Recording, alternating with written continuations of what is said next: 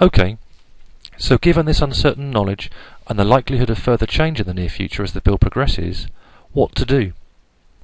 The single most important message for councillors at the moment is to ensure they have a strategic plan in place before the enactment of the localism bill. At present, this is being described as spring 2012, but don't rely on that date and don't leave it until the last minute.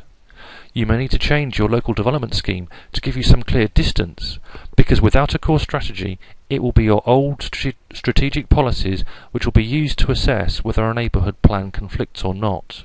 This type of policy vacuum will suit no one, and don't get bogged down with revisiting ex-RSS housing numbers.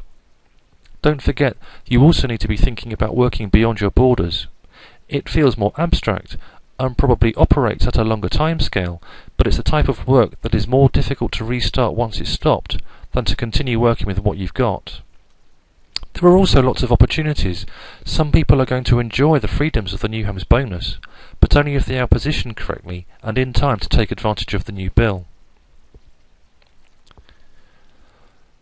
You'll also need to think about how you're going to talk to your neighbourhoods.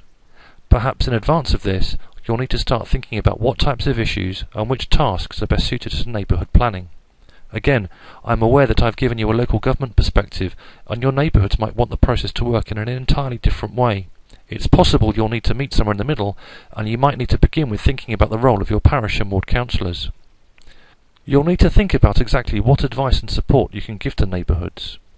Area profiles or understanding evidence, perhaps mediation or facilitation, or hosting meetings with developers. You'll also need to think about what support is reasonable and affordable.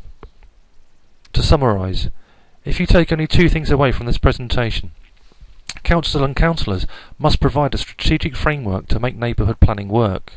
Don't blink, and if you've been going sideways or making progress with your core strategy, you should declare a state of emergency and begin thinking about what you can get done in the next 12 months. This is possibly all the time you have left. You also need to begin talking to people about neighbourhood planning. Many places have already been approached by local communities wanting to do a plan. You'll need to have a message for them about what neighbourhood plans are for. They're to promote development, and this message has not gone out clearly yet. This is the end of this podcast. Remember, this is only my perspective on what is a complicated and wide-ranging series of changes to planning. Please feel free to debate this further in our forums and disagree with everything I've said.